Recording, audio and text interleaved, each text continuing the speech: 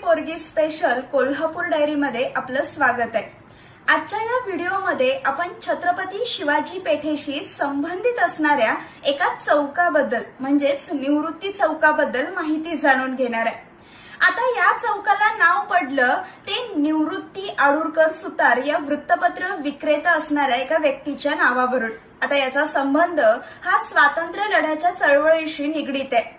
म्हणजे त्यावेळेला ब्रिटिश सैनिकांच्या पन्हाळा येथील छावणीवर काही स्वातंत्र्य सैनिकांनी हल्ला करण्याचा प्रयत्न केला होता। आता याच्यामध्ये निवृत्ती आडुरकर यांचा समावेश असेल असा पोलिसांना शंका आली आणि मग त्या इंग्रज अधिकाऱ्यांनी त्या इंग्रज पोलिसांनी या निवृत्ती आडुरकरांना ताब्यात घेतलं। ताब्यात घेतल्यानंतर त्यांचा प्रचंड छळ केला। असं म्हणतात की त्यांची जीभ सुद्धा हसडण्यात आली। म्हणजे इतका छळ करून सुद्धा निवृत्ती आडुरकर यांनी खोटं काही बोलले नाहीत किंवा कुणाचं नावही घेतलं नाही। म्हणजे आपल्या स्वातंत्र्य लढ्याशी ते अतिशय पारदर्शीपणे राहिले आणि निर्भयपणे याच्यामध्ये सहभागी झाले।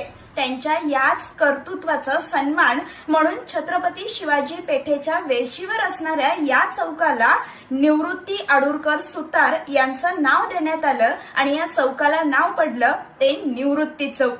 आता या चौकामध्ये छत्रपती शिवाजी महाराजांचा अर्धा पुतळा सुद्धा आहे आणि म्हणूनच या चौकाला अर्ध शिवाजी पुतळा असं सुद्धा म्हटलं जातं। म्हणजे आता छत्रपती शिवाजी पेठेची सुरुवातच छत्रपती शिवाजी महाराजांना वंदन करून झाली पाहिजे अशी लोकभावना तयार झाली आणि मग भारताला स्वातंत्र्य ज्या दिवशी मिळालं त्याच दिवशी म्हणजेच 15 ऑगस्ट 1947 रोजी या ठिकाणी या चौकामध्ये छत्रपती शिवाजी महाराजांचा अर्धा पुतळा बसवण्यात आला आणि हा पुतळा बाबूराव पेंटर यांनी घडवला होता आणि म्हणून या चौकाला निवृत्ती चौकासोबतच अर्धा शिवाजी पुतळा चौक असं सुद्धा म्हटलं जातं।